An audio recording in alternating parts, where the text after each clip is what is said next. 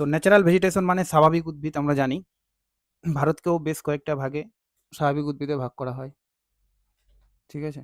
তো ন্যাচারাল উদ্ভিদ ভেজিটেশন লেখা আছে যে মানুষের প্রত্যক্ষ যত্ন পরিচর্যা ছাড়াই যে সমস্ত উদ্ভিদ জন্মায় তাদেরকে আমরা ন্যাচারাল ভেজিটেশন বলি। এই ন্যাচারাল ভেজিটেশনে জন্মাতে ৩ টা ফ্যাক্টর খুব বেশি কাজ করে। একটা হচ্ছে জলবায়ু, ভূপ্রকৃতি আর একটা হচ্ছে মাটি, মৃত্তিকা। ঠিক আছে? এই ৩ টা ফ্যাক্টরের উপর ভিত্তি করেই কিন্তু ন্যাচারাল ভেজিটেশন গুলো বিভিন্ন জায়গায় বিভিন্ন রকমের হয়। এই সর্বপ্রথম ন্যাচারাল ভেজিটেশনকে ভাগ করে অ্যাকচুয়ালি চ্যাম্পিয়ন বলে একজন উদ্ভিদবিদ বিজ্ঞানী, যিনি ১১৬ প্রকারের ১১৬ টাইপের উদ্ভিদের কথা বলেছিলেন। কিন্তু এটা অনেক কনফিউশন হয়ে যেত, ১১৬ প্রকার মনে রাখা খুব টাফ। ওই জন্য পরবর্তীকালে চ্যাম্পিয়ন আরও কে সেট সহ অনেক জিওগ্রাফার বা উদ্ভিদ বিজ্ঞানী এটাকে সহজ সরল করার চেষ্টা করেছিলেন, এবং তারা মেইনলি ৫টা প্রধান ও ১৬টা উপপ্রধান ভাগে ভাগ করে। অর্থাৎ ৫টা মেইন থাকবে, তার আন্ডারে এবার ১৬টা ভাগ থাকবে। ঠিক আছে? যেমন এখানে দেওয়া আছে এগুলো প্রত্যেকটা। প্রথমটা হচ্ছে ট্রপিক্যাল ফরেস্ট, যেটা অর্থাৎ ক্রান্তীয় বৃষ্টি অরণ্য যাকে আমরা বলি। ঠিক আছে? এর আবার ৪টা ভাগ আছে। তারপর হচ্ছে ড্রাই ট্রপিক্যাল ফরেস্ট, এর ৩টা ভাগ আছে। মোনোটান ফরেস্ট অর্থাৎ পার্বত্য উদ্ভিদ যেটা, এর ৩টা ভাগ আছে। আবার পার্বত্য উদ্ভিদের মধ্যে একটা আছে টেম্পারেট ফরেস্ট। ঠিক আছে? ওর আবার ৩টা ভাগ আছে। আর লাস্টে একটা আছে অ্যালপাইন ফরেস্ট, এটার ৩টা ভাগ আছে। এরকম ভাগ আছে। কিন্তু এগুলো অ্যাকচুয়ালি এতগুলো যদি জিনিস পড়ি আমরা না, এগুলো অনেক কনফিউশন করে দিবে। আর এত ভিতর থেকে সেরকম কোশ্চেনও হয় না। তো এটা জাস্ট মনে রাখতে হবে যে ৫টা মেইন ভাগ, ১৬টা হচ্ছে তার সাব ইউনিট মানে সাব ডিভিশন আছে। এবার যেগুলো মেইন আরকি বইয়ের মধ্যে যেগুলো দেওয়া থাকে এগুলোই আমাদের মেইনলি পড়তে হবে। কি পড়তে হবে তাহলে? একটা হচ্ছে ক্রান্তীয় চিরহরিৎ। মানে এই ১৬ প্রকারের মধ্যে যেগুলো সবথেকে মোস্ট ইম্পোর্টেন্ট। ক্রান্তীয় চিরহরিৎ, যেটাকে ট্রপিক্যাল রেইন ফরেস্ট বলা হয়। ক্রান্তীয় পর্ণমোচী, যেটা ভারতবর্ষে সবথেকে বেশি রয়েছে। মরু উদ্ভিদ মানে হচ্ছে ওই আ মরু উদ্ভিদ মানে এটা মনে হয় কোনো কনফিউশন আছে নাকি টেবিলটা? কি ঠিকই আছে। আচ্ছা যাই হোক, পরে চেক করে নেব আমি। তারপরে হচ্ছে ম্যানগ্রোভ উদ্ভিদ। ম্যানগ্রোভ উদ্ভিদ মানে ম্যানগ্রোভ ফরেস্ট, যেটা ওই সমুদ্র সংলগ্ন অঞ্চলে জন্মায়, যেমন আমাদের সুন্দরবন। তারপরে পার্বত্য উদ্ভিদ আছে। আর আছে একটা গুল্ম জাতীয় উদ্ভিদ, এটা অনেক বইতে থাকে না। তাও আমি যেহেতু গুল্ম জাতীয় উদ্ভিদ বা তৃণ উদ্ভিদ, গুল্ম জাতীয় আলাদা, তৃণ আলাদা একটু। তো তৃণ উদ্ভিদ যেহেতু পাওয়া যায় ভারতের কিছু জায়গায়, ওই জন্য এটা এক্সট্রা অ্যাড করে দিয়েছি। ঠিক আছে? তো এখান থেকে বেসিক্যালি যে কোশ্চেনগুলো আসে সেটা হচ্ছে কোথায় পাওয়া যায় এই উদ্ভিদগুলো, আর এক হচ্ছে উদ্ভিদের নাম বলে দিবে যে এটা কি ধরনের উদ্ভিদ, যেটা সবথেকে বেশি কোশ্চেন হয়। ঠিক আছে? তো এগুলো আমরা এই যে ৬টা আছে মেইনলি, প্রথম ৫টা মেইন আর লাস্টে একটা এক্সট্রা আছে। এগুলোই আমরা ভালো করে পড়ব। তো ট্রপিক্যাল এভারগ্রিন মানে যেটা সারা বছর সবুজ থাকে আরকি, চিরসবুজ অরণ্য। ট্রপিক্যাল ডিসিডুয়াস মানে ক্রান্তীয় অরণ্য, কিন্তু এরা একটা বিশেষ সময়ে আমাদের ভারতবর্ষে শীতকালে কি করে? পাতা ঝরিয়ে ফেলে। আর একটা হচ্ছে ওই যে মরু উদ্ভিদ যেটা ক্যাকটাস, এরা যাতে জলটা বাষ্পীভবন হয়ে না যায়, ওই জন্য পাতাগুলো কাটায় রূপান্তর হয়। তারপর হচ্ছে মোনাটান ফরেস্ট বা ওই মাউন্টেন ফরেস্ট যেটা আমরা বলি। আর একটা আছে ম্যানগ্রোভ ফরেস্ট, যেটা সমুদ্র সংলগ্ন অঞ্চলে দেখা যায়। এগুলো ছাড়াও আরেকটা আছে তৃণ জাতীয় উদ্ভিদ কিন্তু। ঠিক আছে? তো কোথায় কোনটা দেখা যায় যদি আমরা দেখি, তো ট্রপিক্যাল এভারগ্রিন ফরেস্টটা মেইনলি এত দূর পর্যন্ত হবে না। মুম্বাই যে শহরটা আছে তার দক্ষিণে অবস্থান করছে আরকি। ওয়েস্টার্ন ঘাটের পশ্চিম ঢালে, অর্থাৎ পশ্চিম ঘাট পর্বতের পশ্চিম ঢালে। তারপরে এরকম অরুণাচল প্রদেশের এই জায়গাটা, আর উত্তর পূর্ব ভারতের যে রিজিয়নটা রয়েছে এই সমস্ত জায়গায় কিন্তু ট্রপিক্যাল এভারগ্রিন ফরেস্টটা পাওয়া যায়। ট্রপিক্যাল ডিসিডুয়াস ফরেস্টটাই কিন্তু ভারতবর্ষের মধ্যে সবথেকে বেশি রয়েছে। এটা মেইনলি আমাদের যে অঞ্চলটা রয়েছে ওটাতে, মধ্যপ্রদেশ, তারপরে বিহার, উত্তরপ্রদেশ, এই সমস্ত জায়গাগুলোতে পাওয়া যায়। তারপরে একটা আছে থ্রোন ফরেস্ট, যেটা এখানে পাওয়া যায়। আর এই যে পশ্চিমঘাট পর্বতমালার যেটা হচ্ছে বৃষ্টির ছায়া অঞ্চল, সেখানেও সামান্য পরিমাণে পাওয়া যায়। ঠিক আছে? তারপরে হচ্ছে পার্বত্য উদ্ভিদ, তো পর্বত্য অঞ্চলে পাওয়া যায়, হিমালয় পার্বত্য অঞ্চলে। এটার ২টা ভাগ আছে মেইনলি, একটা হচ্ছে পশ্চিম হিমালয়, একটা পূর্ব হিমালয়, এরকম। নেপালের এই দিকটা পূর্ব হিমালয় হয়ে যায়। ঠিক আছে? এরকম। তো এগুলো এবার আমরা একটা করে পড়বো। আরেকটা আছে ম্যানগ্রোভ উদ্ভিদ, যেটা হচ্ছে গোদাবরী, কৃষ্ণা এই সমস্ত ডেল্টা অঞ্চলগুলোতে, আর ভারতের সুন্দরবনের ওই সমস্ত জায়গায় পাওয়া যায়। এই ডায়াগ্রামটা একটু ভুল-টুল আছে, মানে এত উপরে হবে না। আমাদের বুঝার জন্য জাস্ট এটা দিয়েছি। এর থেকে ভালো ডায়াগ্রাম আমি পেলাম না। তো প্রথমে শুরু করব ক্রান্তীয় চিরহরিৎ উদ্ভিদ দিয়ে, যাকে ইংরেজিতে ট্রপিক্যাল এভারগ্রিন ফরেস্ট বলে। তো যদি আমরা এখানকার পরিবেশ দেখি, তো এখানে মেইনলি গড়ে 250 বা কোনো জায়গায় 300 সেমি থাকতে পারে বৃষ্টিপাত। গড়ে এত সেমির বেশি বৃষ্টিপাত হয় এই জায়গায়, ঠিক আছে? আর সারা বছর এখানকার উষ্ণতা একই রকম থাকে, প্রায় 25 থেকে 29 ডিগ্রি সেলসিয়াস এরকম, ঠিক আছে? যদি আমরা দেখি এগুলো কোথায় পাওয়া যায় এই উদ্ভিদগুলো, তাহলে অরুণাচল প্রদেশ, মিজোরাম, মণিপুর, নাগাল্যান্ড, আসাম, ত্রিপুরা, আন্দামান, নিকোবর দ্বীপপুঞ্জ আর ভারতের পশ্চিমঘাট পর্বতের পশ্চিম ঢাল। সবথেকে মোস্ট ইম্পর্টেন্ট হচ্ছে পশ্চিমঘাট পর্বতের পশ্চিম ঢাল, ঠিক আছে? এখানকার উদ্ভিদগুলোর মধ্যে শিশু আছে, গর্জন, তুন, পুন, মেহগিনি। সবগুলো মনে রাখতে হবে না, যেমন শিশুটা খুব ইম্পর্টেন্ট, গর্জনটা ইম্পর্টেন্ট, মেহগিনিটা ইম্পর্টেন্ট, রবারটা, রোজ উড, আয়রন উড আরেকটা পাওয়া যায়, সিনকোনা, আবলুস, বাঁশ, এই সমস্ত উদ্ভিদগুলো কিন্তু এখানে পাওয়া যায়, ঠিক আছে? এরকম দেখতে অনেকটা হবে ট্রপিক্যাল এভারগ্রিন ফরেস্টটা। আর এখানে প্রত্যেকটা উদ্ভিদের ডায়াগ্রামও দেওয়া আছে, ঠিক আছে, যাতে বুঝতে সুবিধা হয়। রবার, বেত, বাঁশ, আবলুস সবগুলো উদ্ভিদ দেওয়া আছে। কিন্তু প্রিন্ট আউট করলে তো সব ব্ল্যাক অ্যান্ড হোয়াইট চলে আসবে। মোবাইল দেখে দেখে পড়তে হবে। এবার এই উদ্ভিদের কিছু বৈশিষ্ট্য আছে, যেমন সারা বছর যেহেতু আর্দ্রতা থাকে, অর্থাৎ হচ্ছে ওই বৃষ্টিপাত পড়ে সারা বছর, সে কারণে এখানকার উদ্ভিদগুলো কিন্তু চিরসবুজ হয়, যেটা আমি আগেই বললাম, নামটাও তাই, চিরহরিত মানেই চিরসবুজ। গাছগুলো খুব কাছাকাছি অবস্থান করে, মানে একটা গাছ আর একটা গাছের মধ্যে বেশি ডিস্টেন্স থাকে না, এই জন্য কিন্তু এখানকার কাঠ সংগ্রহ করা অনেক অসুবিধা হয়ে যায়। আর যেহেতু গাছগুলো খুব কাছাকাছি থাকে, গাছগুলো অনেক বড় হয়, পাতাগুলো বড় হয়, সেই জন্য নিচের দিকটা অনেক স্যাঁতসেঁতে থাকে, ঠিক আছে? ঘন ছাউনি বা চাদোয়ার সৃষ্টি হয় উপর দিকে, অর্থাৎ সূর্যের আলো ঠিকঠাক নিচের দিকে পৌঁছায় না, এরকমও কিছু কিছু জায়গা থাকে। গাছগুলো খুব উঁচু হয়, সোজা হয়, প্রচুর শাখা প্রশাখা থাকে, ঠিক আছে? গাছের কাণ্ড শক্ত হয়, মোটা হয়, পাতাগুলি সাধারণত বড় ও চওড়া হয়। তো এই বৈশিষ্ট্যগুলো একটু করে মনে রাখতে হবে, তাহলে উদ্ভিদটাকে ভালো চেনা যাবে। সব থেকে মোস্ট ইম্পর্টেন্ট হচ্ছে এখানকার কী কী উদ্ভিদ পাওয়া যায় সেটাই কিন্তু, এটা যাতে মনে থাকে, আর কোন জায়গায় পাওয়া যায়।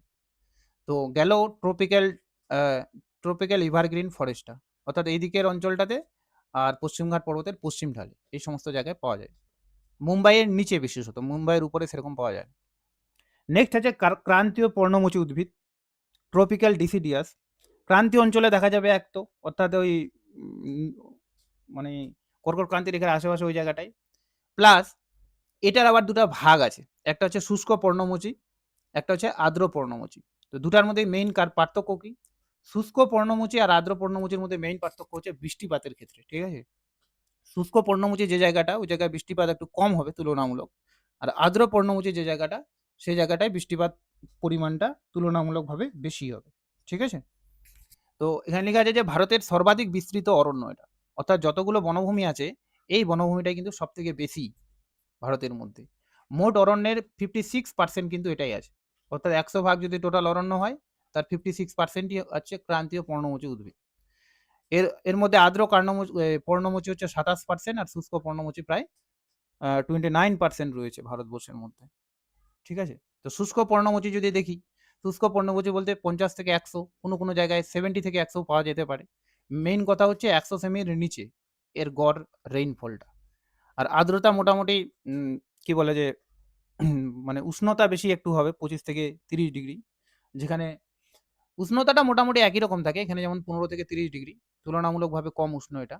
কিন্তু বৃষ্টিপাতের ক্ষেত্রে একটু পার্থক্য আছে, ঠিক আছে? এখানে বৃষ্টিপাত সর্বোচ্চ 100 সেমি, আর এখানে 100 থেকে শুরু হয়, 100 থেকে 200 সেমি এরকম আর্দ্র পর্ণমোচীর ক্ষেত্রে। এটার অবস্থানটা যদি দেখি, তাহলে উত্তরপ্রদেশ, মধ্যপ্রদেশ, ছত্তিশগড়, অন্ধ্রপ্রদেশ এগুলো জায়গায় দেখা যায়। পশ্চিমবঙ্গে কিন্তু বেশিরভাগ ক্ষেত্রে আমাদের আর্দ্র পর্ণমোচীটা দেখা যায়, যেখানে লেখা আছে পশ্চিমবঙ্গের সমভূমি, ঠিক আছে? পশ্চিমবঙ্গের যে পর্ণমোচী উদ্ভিদগুলো সেগুলো কিন্তু আর্দ্র পর্ণমোচী, কারণ পশ্চিমবঙ্গে তুলনামূলকভাবে বেশি বৃষ্টিপাত হয়। তো মেইনলি দুটার বৈশিষ্ট্যগুলো একই রকম হবে, যে এরা শীতকালে পাতা কিন্তু ঝরিয়ে দিবে, আর গ্রীষ্মকালে নতুন করে পাতা জন্মাবে।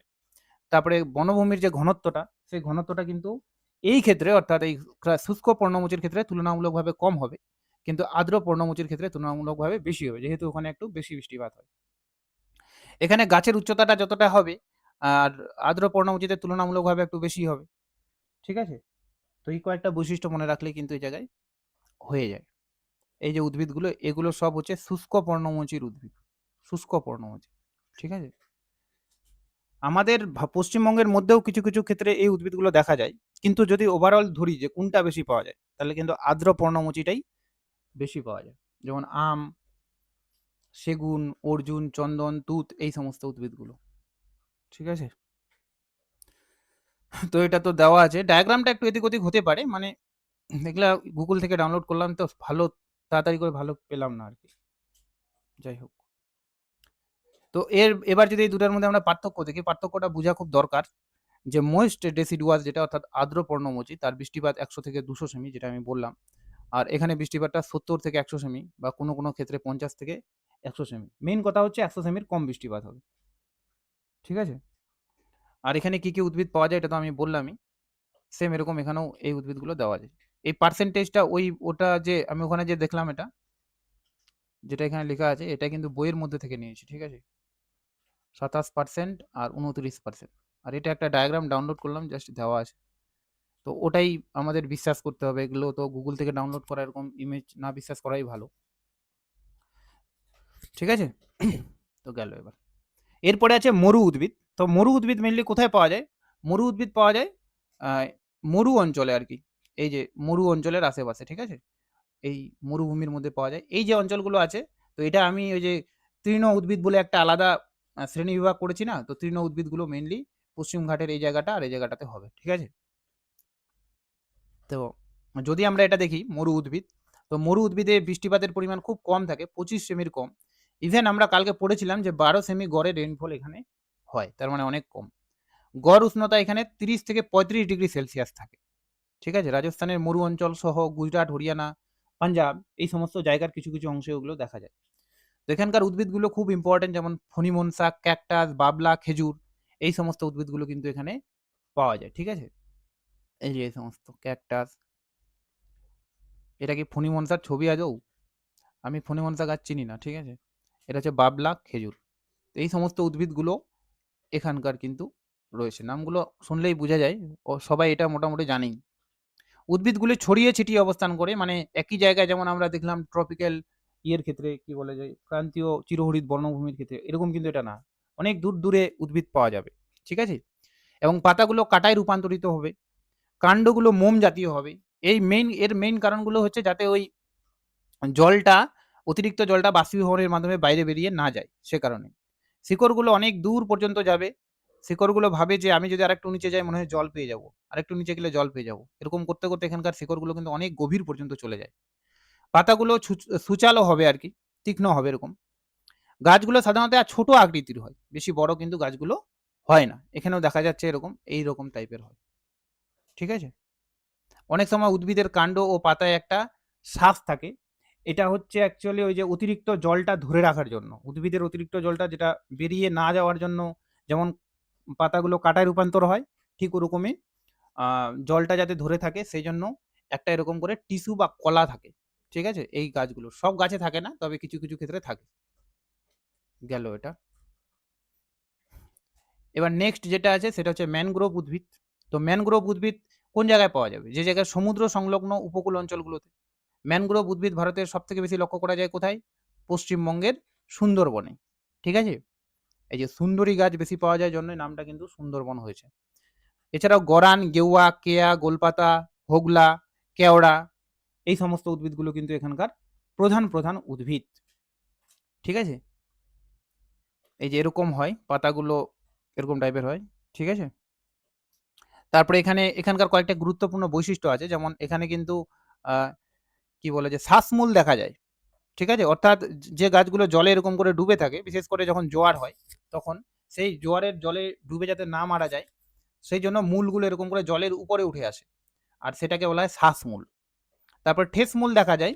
যেহেতু এই জায়গার মাটিগুলো অনেক নরম হয়, তো এই মূলের সঙ্গে এরকম করে কিছু মূল থাকে, যারা হচ্ছে আরকি গাছটাকে পড়তে দেয় না। সেগুলোকে ঠেস মূল বলা হয়। এছাড়া জরায়ুজ অঙ্কুরোদ্গম দেখা যায়। অর্থাৎ গাছে থাকা অবস্থায় এরকম আরকি আ বীজ হয়ে এই কি ফল হয়ে যায় আরকি। ঠিক আছে? বা বীজ হয়ে যায়। যখন চারা গাছ হয়ে যায় সিম্পল কথায়। ঠিক আছে? তো এগুলা তো জানেই মোটামুটি সবার বৈশিষ্ট্যগুলো। উদ্ভিদগুলোও মোটামুটি মনে থাকে। সবথেকে বেশি কনফিউশন যে উদ্ভিদটা হয় সেটা হচ্ছে ১ম ২ টা। একটা হচ্ছে ওই ক্রান্তীয় বৃষ্টি অরণ্য, আরেকটা হচ্ছে ক্রান্তীয় পর্ণমোচী উদ্ভিদ। ২ টার মধ্যে গোলমাল লেগে যায়। আর বাকিগুলো মোটামুটি সবার জানাই থাকে, হ্যাঁ? এই যে এরকম টাইপের হয়। এই মূলগুলো যখন বাইরে বেরিয়ে আসে সেগুলোকে শ্বাসমূল বলা হয়। ঠিক আছে? নেক্সট আছে পার্বত্য উদ্ভিদ। এটা অনেকের কনফিউশন করে এবং এখান থেকে কিন্তু বেশি কোশ্চিন হয়। তো পার্বত্য উদ্ভিদ মেইনলি কোথায় দেখা যাবে? যে জায়গায় অনেক উঁচুতে আর কি, বেশি মানে মেইনলি হিমালয় পার্বত্য অঞ্চলে কিন্তু পার্বত্য উদ্ভিদটা দেখা যায়। এছাড়া নীলগিরি পর্বত অঞ্চলেও কিছু কিছু দেখা যায়। সিম্পল কথা বলতে গেলে কি বলে যে পর্বতের উঁচু অঞ্চলগুলোতে, উঁচু পার্বত্য অঞ্চলগুলোতে কিন্তু এই উদ্ভিদগুলো দেখা যায়। এদেরকে আবার উচ্চতার ভিত্তিতে ৪ টা ভাগে ভাগ করা হয়। একটা নাম হচ্ছে চিরহরিৎ উদ্ভিদ, একটা হচ্ছে পর্ণমোচী, তবে এখানকার পর্ণমোচীটা কিন্তু আর্দ্র পর্ণমোচী, ঠিক আছে? তারপরে সরলবর্গীয় আর হচ্ছে অ্যালপাইন। এই অ্যালপাইন উদ্ভিদ থেকেই কিন্তু কোশ্চেনগুলো বেশি আসে। তো এই উচ্চতাটা আবার দুটার ক্ষেত্রে আলাদা আলাদা হয়। পশ্চিম হিমালয় একটা, একটা হচ্ছে পূর্ব হিমালয় আছে, ঠিক আছে? দেখবো যে পূর্ব হিমালয়ের মানে পূর্ব হিমালয়ের উচ্চতা আলাদা হবে, আলাদা উচ্চতায় পাওয়া যাবে, আবার পশ্চিম হিমালয়ে আলাদা উচ্চতায় পাওয়া যায়। যেমন চিরহরিৎ উদ্ভিদটা যদি আমরা এরকম নিচ থেকে যাই, এখানে আছে মনে হয় ডায়াগ্রামটা দেওয়া, এই যে এখানে দেওয়া আছে ভালো করে। তো আমরা নিচ থেকে যদি দেখি যে যখন আমরা পাহাড়ের এরকম নিচ থেকে উপরের দিকে উঠবো, তো যত আমরা উচ্চতা বাড়বে তত কিন্তু উদ্ভিদের টাইপটা চেঞ্জ হতে থাকবে।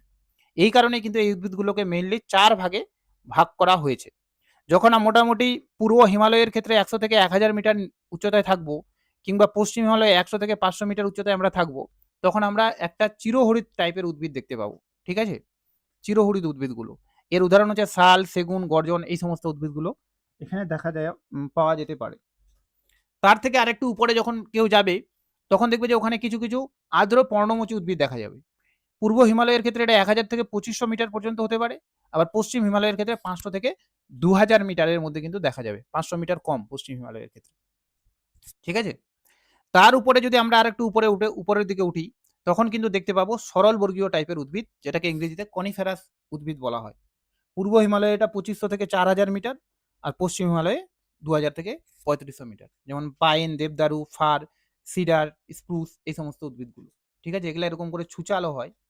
এরকম টাইপের এই জন্য হয় কারণ যদি কোনো সময় কি বলে যে বরফ পড়ে আর কি, স্নো পড়ে, তাহলে সেই স্নোটা যাতে গাছের ক্ষতি না করে, স্নোটা যাতে গাছের ধার বরাবর নিচের দিকে ধীরে ধীরে নেমে যেতে পারে, সেই জন্য কিন্তু এরকম টাইপের হয়ে থাকে গাছগুলো।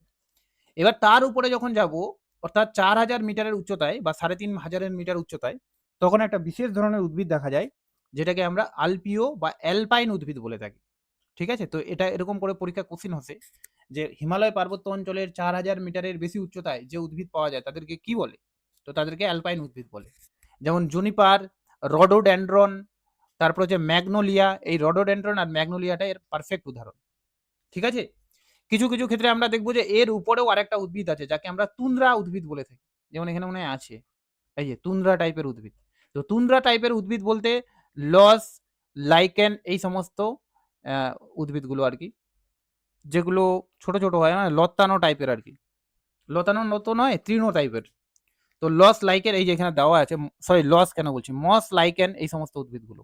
তো এগুলো আলপাইন উদ্ভিদের মধ্যেও পড়ে, আবার এগুলো তুন্দ্রা উদ্ভিদের মধ্যেও পড়ে। তো যদি ২ টা অপশন একসাথে থাকে তো আমার মনে হয় তুন্দ্রাটাই পারফেক্ট অ্যান্সার হবে। কিন্তু যদি তুন্দ্রা অপশন না থাকে, তাহলে অ্যালপাইন উদ্ভিদেই দেওয়া যাবে। কারণ ২ টা জায়গায়ই দেখা যায়। তবে বেশি উচ্চতায় এগুলো ভালো করে আরো দেখা যায়। এরকম ব্যাপারটা। তো এই ৪ টা টাইপের উদ্ভিদ কিন্তু খুব ইম্পোর্টেন্ট, এখান থেকে কিন্তু পরীক্ষায় দেয়। অনেক সময় একে পরপর উচ্চতার ভিত্তিতে সাজাতেও দিয়ে দেয়। ঠিক আছে? তো উচ্চতাটাও মনে রাখতে হবে, প্লাস উদাহরণগুলো মনে রাখতে হবে। চিরহরিৎ আর পর্ণমোচী উদ্ভিদ তো অলরেডি আমরা আগেই পড়ে নিলাম। মেইনলি যেটা পড়তে হবে সেটা হচ্ছে সরলবর্গীয় উদ্ভিদগুলো আর হচ্ছে অ্যালপাইন উদ্ভিদগুলো। এইজন্যই সরলবর্গীয় উদ্ভিদ আর অ্যালপাইন উদ্ভিদের বৈশিষ্ট্যগুলো এখানে এক্সট্রা করে দেওয়া আছে। যেমন সরলবর্গীয় উদ্ভিদগুলো শঙ্কু বা মোচা আকৃতির হবে। পাতাগুলো সূচালো হবে। ঠিক আছে? তারপরে নিচের দিকে একটু ঢালু হবে এরকম। আর নরম কাঠের হয় এটা বনভূমি, আমরা জানি যে এই বনভূমিগুলো সরলবর্গীয় উদ্ভিদের বনভূমিগুলো কিন্তু নরম কাঠের হয়। যেখানে ক্রান্তীয় উদ্ভিদের বনভূমিগুলো অনেক শক্ত কাঠের আরকি হয়ে থাকে। অ্যালপাইন উদ্ভিদের যদি দেখি গাছের উচ্চতা খুব কম হয়, ছোট, ছোট গাছ হবে। অধিকাংশ ঝোপ জাতীয় হবে। যারা ওই সিকিমে ঘুরতে যায় না, তারা হচ্ছে যখন মানে উঠবে সিকিমের উপরে, তখন এরকম অ্যালপাইন উদ্ভিদগুলো দেখতে পাবে। বা সিকিম থেকে যখন ওই নাথুলার দিকে যাবে, তখন এই অ্যালপাইন উদ্ভিদগুলো দেখা যাবে। কিন্তু কেউ যদি নর্থ সিকিমের দিকে যায়, ওই গুরুদংমার লেক টেক ওই সমস্ত জায়গায়, তখন কিন্তু ওখানে এই অ্যালপাইন টাইপের উদ্ভিদগুলো দেখা যায়। ঠিক আছে? কারণ ওটার উচ্চতা কিন্তু আরো বেশি। এইজন্য। তো এখানকার রডোডেনড্রন আর ম্যাগনোলিয়াটা খুব ইম্পর্টেন্ট, জুনিপারটাও ইম্পর্টেন্ট, এগুলো মনে রাখতে হবে, ঠিক আছে? আর যাতে এটা মনে থাকে যে তুন্দ্রা টাইপের কিন্তু এই লাইকেন আর শৈবাল যেগুলো আছে মস, সেগুলো কিন্তু তুন্দ্রা টাইপের উদ্ভিদের মধ্যেও পড়েই। তুন্দ্রা টাইপটা কোনো বইয়ে দেওয়া থাকে, কোনো বইয়ে দেওয়া থাকে না, ঠিক আছে? যেমন এই যে এই জায়গাতে দেওয়া আছে। আর তার উপরে যদি আমরা দেখি, তার উপরে আছে স্নো কভার থাকে, যেখানে কোনো গাছ দেখা যায় না। তো আমরা সব থেকে নিচ থেকে যদি শুরু করি, তাহলে ট্রপিক্যাল রেইন ফরেস্ট, অর্থাৎ ক্রান্তীয় চিরহরিৎ এরকম এই ট্রপিক্যাল কথাটা না লিখলেই ভালো, এখানে রেইন ফরেস্ট দেখা যাবে আর কি। তারপরে চিরসবুজ অরণ্য এরকম, তারপরে ডেসিডিয়াস ফরেস্ট দেখা যাবে, তারপরে হচ্ছে সরলবর্গীয় অরণ্য দেখা যাবে, তারপরে এই জায়গায় একটা উদ্ভিদ দেখা যায়, সেটা হচ্ছে অ্যালপাইন উদ্ভিদ। অ্যালপাইনের পর কিন্তু তুন্দ্রা উদ্ভিদ দেখা যায়, এরকম থাকে। অনেক ক্ষেত্রে অ্যালপাইন আর তুন্দ্রাটাকে একইভাবে দেখানো হয়, কিন্তু তুন্দ্রাটা তুলনামূলকভাবে একটু উঁচুতে থাকবে, ঠিক আছে? ব্যাস, এই উদ্ভিদগুলো মেইনলি কোথায় দেখা যায়? এই হিমালয় পার্বত্য অঞ্চল। তবে এই পশ্চিমঘাট পর্বতমালার যে সমস্ত পাহাড়গুলো, উঁচু জায়গাগুলো আছে, সেখানেও কিন্তু এই ধরনের উদ্ভিদগুলো কিছু দেখা যায়। আর হচ্ছে এই অ্যালপাইন টাইপের উদ্ভিদ যে জায়গায় দেখা যায় না, ওখানে হচ্ছে একটা বিশেষ ধরনের যাযাবর তো নয়, একটা বিশেষ ধরনের উপজাতি থাকে আর কি। যেমন গুজ্জার, এগুলো আমার নোটে অ্যাড করা নাই। প্রিন্টেবল নোটটাতে অ্যাড করে দেওয়ার চেষ্টা করব, ঠিক আছে? হঠাৎ মনে পড়লো। এটা এনসিইআরটি বইয়েরটা যদি কেউ পড়ে থাকে, তাহলে এনসিইআরটি বইয়ের মধ্যে এটা স্পেশালি উল্লেখ করা থাকে যে গুজ্জার, গাদ্দি, ঠিক আছে? তারপরে হচ্ছে ভুটিয়া, এই সমস্ত উপজাতিগুলো কিন্তু এই অ্যালপাইন ফরেস্ট যে জায়গায় দেখা যায়, সে জায়গায় কিন্তু বসবাস করে, ঠিক আছে? তাহলে এই কোশ্চেনটা আসতেই পারে পরীক্ষায়। কিন্তু ওই ট্রাইবগুলো তো আমরা আলাদা করে পড়বই, ওই জন্য তখন আমার মাথায় এটা আসেনি। তাও আমি চেষ্টা করব প্রিন্টেবল নোটটার মধ্যে এই লাইনটা অ্যাড করে দেওয়ার, কারণ খুব ইম্পর্টেন্ট কিন্তু।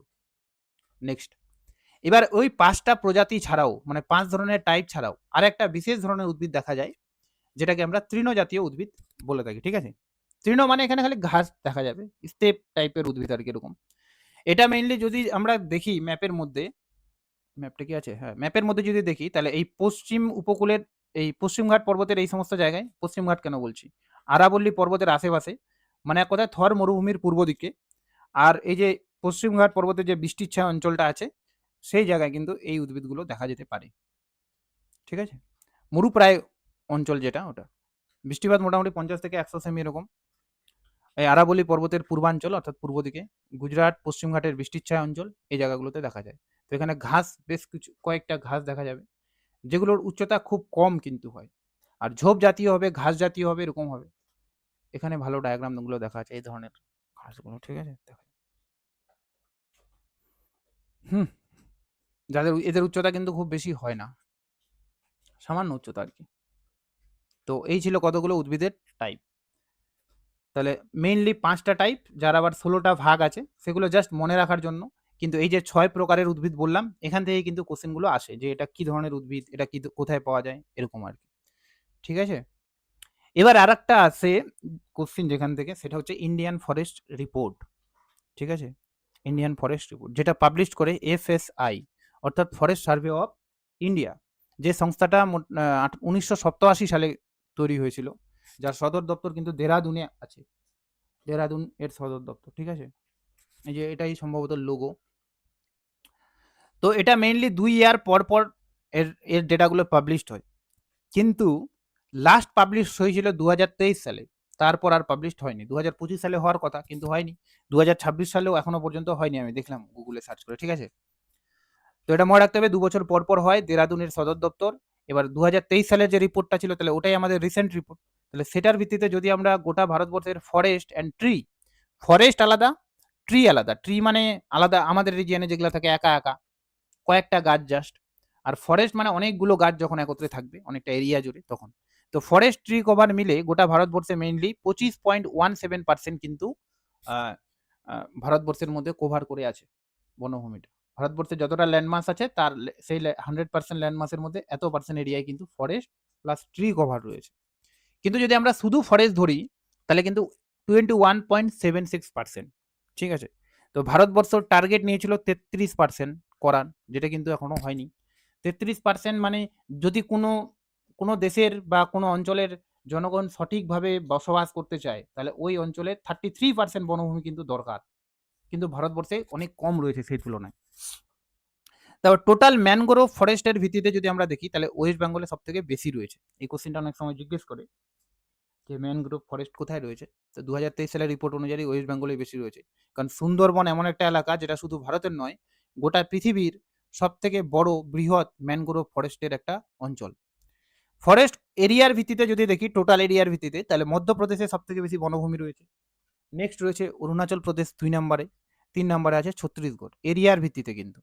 কিন্তু আমরা যদি পার্সেন্টেজের ভিত্তিতে দেখি তাহলে লাক্ষাদ্বীপে সবথেকে বেশি ফরেস্ট রয়েছে, 91.33%। তারপরে রয়েছে মিজোরামে, ভারত মানে 1 নাম্বার হচ্ছে একটা ইউটি আছে, 2 নম্বরে একটা স্টেট আছে মিজোরাম, যেটাতে 85.34%। মিজোরামের পর অরুণাচল প্রদেশ, তারপরে মেঘালয়, এরকম পরপর তিনটা যদি আমরা রাজ্যগুলোকে সাজাই তাহলে এরকম র্যাঙ্ক হবে। আর লাক্ষাদ্বীপের পর এদিকে আন্দামান। কিন্তু আমরা যদি টপ 2 দেখি তাহলে সবার আগে লাক্ষাদ্বীপ তো হলোই, নেক্সট হয়ে যাবে মিজোরাম।